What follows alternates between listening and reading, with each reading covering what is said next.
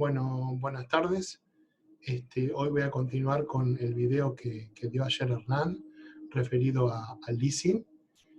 Vamos a tratar en una primera etapa lo referido a la parte operativa del leasing, es decir, las características del leasing, leasing operativo, leasing financiero, su relación con el presupuesto de capital, las características distintivas que tiene cada tipo de leasing y los costos y los beneficios del leasing.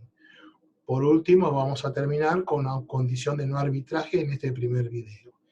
Y en un segundo video posterior, que vamos a ver en un ratito, vamos a ver toda la parte numérica y cuáles son las condiciones que tienen que darse para que exista realmente, para que se convierta el leasing en una transacción adecuada para la empresa como un medio de financiamiento. Es decir, lo que tenemos que ver referido al leasing es que es un instrumento de financiamiento que lleva el mismo riesgo de la deuda, de una compañía. Entonces las compañías, en vez de tomar deuda, lo que hacen es hacer contratos de leasing.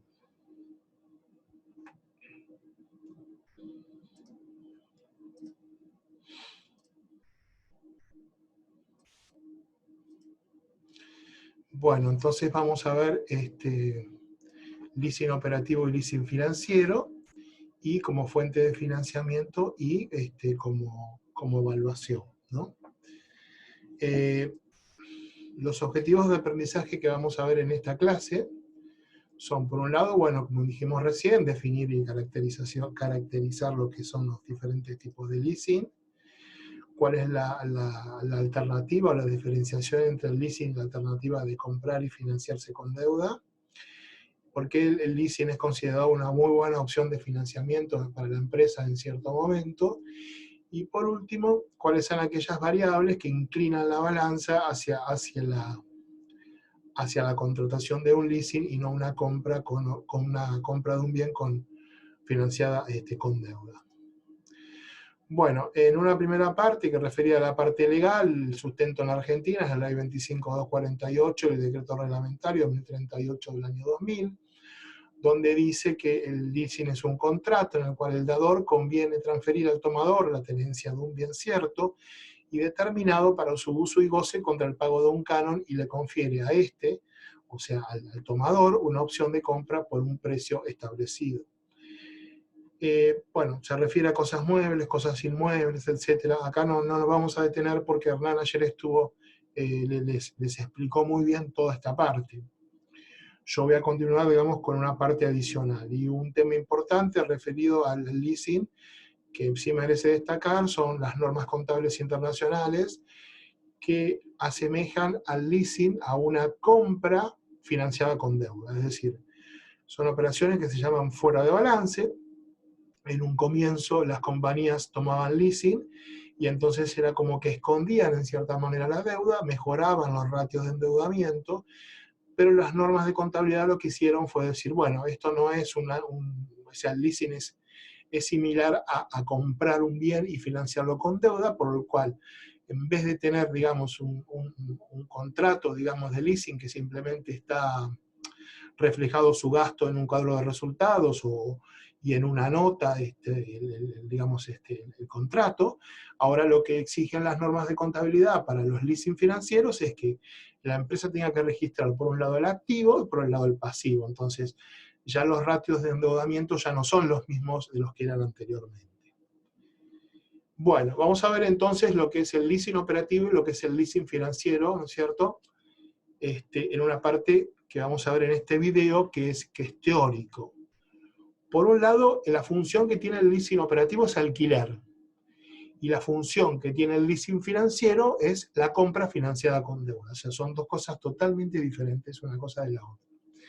En el leasing operativo está más referido a un corto plazo. El leasing financiero tiene que ver más con la vida económica del bien, porque el objetivo es, como les dijo Hernán ayer, es es financiar prácticamente toda la compra del bien, y que el banco, digamos, que financia no vuelva a recibir el bien, sino que el bien sea totalmente, a través del canon, sea totalmente comprado, o sea, que sea casi, digamos, cierta la compra del bien. En cambio, en el operativo no, es porque es más referido a un corto plazo. El usuario tiene la posibilidad de precancelarlo en el operativo, cosa que no lo tiene en el financiero. Los riesgos de obsolescencia están a cargo del dador, o sea, el que otorga el bien, y en el financiero están a cargo del tomador, o sea, la persona que recibe el bien. El dador puede ser, por lo común, es un fabricante de un bien, ¿sí? El tomador cuenta con cánones más bajos y una opción más alta, es decir, los cánones durante toda la vida del leasing son bajos, y la opción es alta porque lo que no se quiere es, el objetivo no es vender el bien, sino simplemente utilizarlo. En cambio, en el leasing financiero es al revés, los cánones son más altos porque lo que se quiere es prácticamente financiar la totalidad del bien, y la opción de compra es baja, porque el objetivo es prácticamente que sea ejercida y que se quede el tomador se quede con el bien. Entonces, en un caso, en el operativo, es muy probable que el bien se devuelva, y en el leasing financiero no, el bien queda en la empresa, ¿no es cierto? Y un tema que es importante diferenciar también, en que el leasing operativo lo que hace es, digamos, disminuye el riesgo de obsolescencia, es decir, las empresas, digamos, toman bienes en alquiler y tienen el temor de que esos bienes vayan perdiendo valor durante el tiempo. Entonces, ese riesgo de obsolescencia del bien, de alguna manera se transfiere al fabricante, que es el que fabrica y el que tiene más conocimiento y que más diversifica el riesgo. Entonces hay como una transferencia de riesgo desde el fabricante, que tiene un gran conocimiento, ¿no es cierto?, del bien en sí, y simplemente la empresa en el leasing operativo se dedica a utilizarlo. Por otro lado, el leasing financiero lo que hace es contribuir al financiamiento, y el buen uso del bien tiene que estar a cargo de la persona que recibe el bien, no de la persona que le entrega el bien, o sea, no del dador, sino del tomador. En cambio, en el otro operativo, como es más probable que el bien se devuelva, el mantenimiento de alguna manera está a cargo del dador y no del tomador, porque lo que está buscando es que ese bien esté en óptimas condiciones. Ahí Hernán ayer les explicó todo un tema con una flota de camiones, ¿no es cierto?, cómo recuperar ese bien y mantenerlo en muy buenas condiciones. ¿Qué relación existe entre el leasing y el presupuesto de capital? No debemos olvidar que el leasing nosotros tenemos un leasing porque estamos comprando un bien. Esto es un tema que lo vamos a ver referido en clases posteriores, referido a la parte de presupuesto de capital, pero no tenemos que dejar de ver lo siguiente, que el leasing tiene que ver con el presupuesto de capital. Entonces, ¿qué puede suceder? Puede suceder que el valor presente neto del presupuesto de capital sea mayor que cero, con lo cual yo tengo que analizar en ese caso si compro el bien o lo opero a través de un leasing. Entonces, en ese caso, ¿qué puedo hacer? Si lo analizo a través de un leasing, puede suceder que el valor presente neto siga siendo mayor que cero, y entonces en ese caso lo alquilo, o incluso sea mayor, o que el valor presente neto en ese caso sea menor que cero cuando analizo el leasing, y en ese caso me quedo simplemente con comprarlo al bien, lo compro y no lo alquilo. Para la segunda situación, ¿no es cierto?, lo que vemos es que el valor presente neto puede ser menor que cero, y en este caso no tendríamos que desechar la compra del bien en el presupuesto de capital, sino analizar bajo la opción del leasing si nos conviene, porque por ahí con el leasing generamos un mayor VAN, con lo cual el VAN se puede hacer positivo y entonces decido alquilarlo, o la otra opción sería que el VAN continúe siendo negativo y entonces ahí en ese caso debería rechazar el proyecto de inversión. ¿Cuáles son los costos y los beneficios de alquilar o de comprar? Es decir, nosotros tenemos costos y beneficios cuando alquilamos y cuando compramos, que básicamente son, esto yo lo puse digamos, como enfrentado, porque son, la mayoría de lo que está de un lado es contrario del otro, es simétrico, es decir, es como un espejo, ¿no es cierto? Entonces, lo que se pone de un lado, lo que es un ahorro o un ingreso de fondo o un beneficio para uno, es un costo para el otro. porque estamos comparando la compra del bien con deuda contra el alquiler. Por ejemplo, si yo alquilo un bien, ¿qué hago? Me ahorro los fondos porque el bien no lo estoy comprando, entonces tengo un ahorro de fondos. Tengo ventajas fiscales cuando estoy deduciendo el canon, porque ese canon yo lo estoy pagando, ¿no es cierto? Y ese pago tiene una deducción fiscal del impuesto a las ganancias. Puedo tener el beneficio de que la persona, digamos, que me está otorgando ese bien tiene una expertise o un conocimiento mucho, que a mí me hace disminuir la incertidumbre de lo que yo estoy, digamos, de no poseer ese bien y tenerlo y comprarlo y financiarlo con deuda, es decir, que de alguna manera estoy diversificando mi riesgo.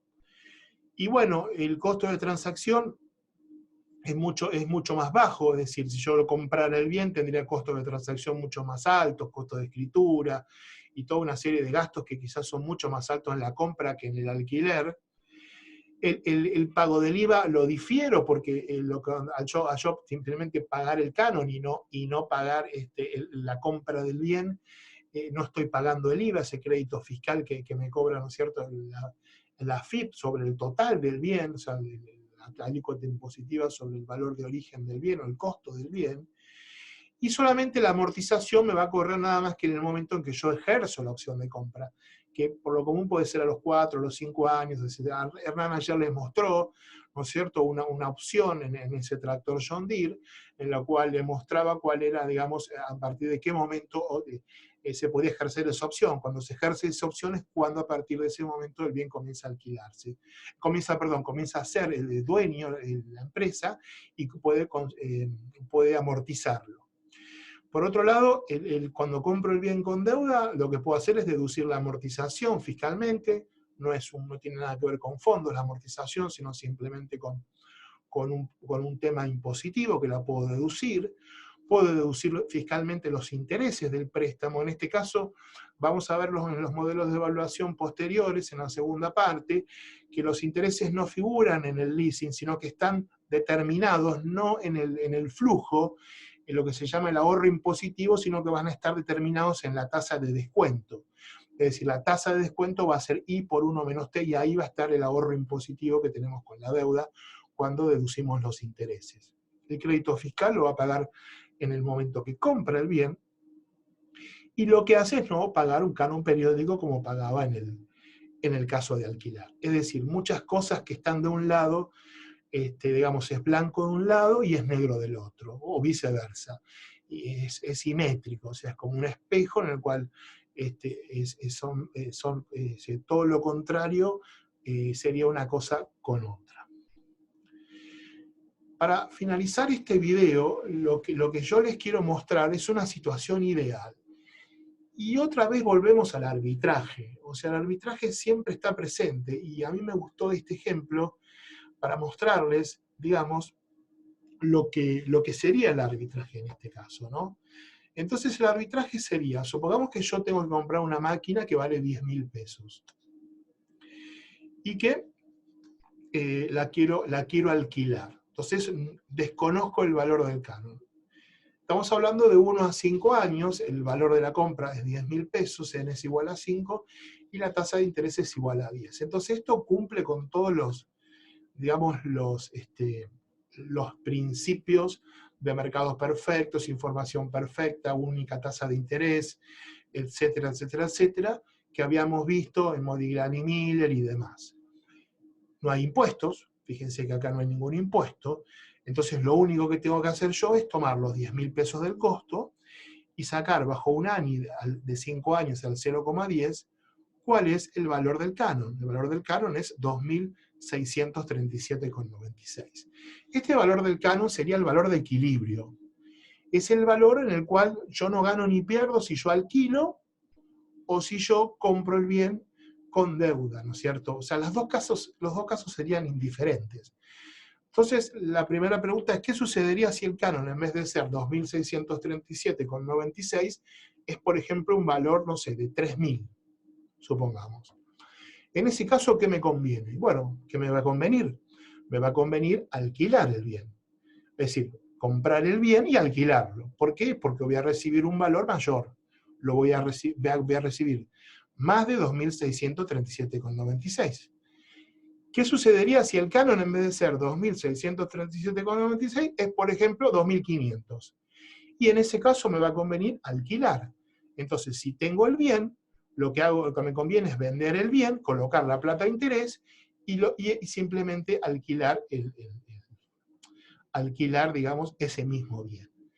Estamos suponiendo, bueno, mercados perfectos, que los bienes son intercambiables, cosa que hablamos de activos reales, cosa que no sucede en la realidad.